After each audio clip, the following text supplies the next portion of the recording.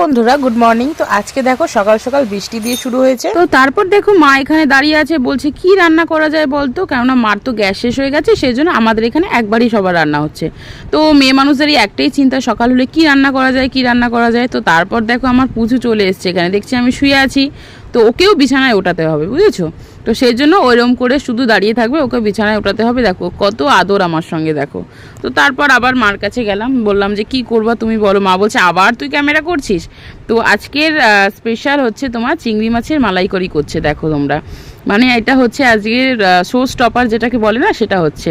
তো এত সুন্দর আমার মা করে চিংড়ি মাছের মালাইকারিটা, তোমাদের বলার মতো না। তোমরা জাস্ট কালারটা দেখো। আমার না ছোট ছোট চিংড়ি মাছের মালাইকারি খেতে বেশি ভালো লাগে।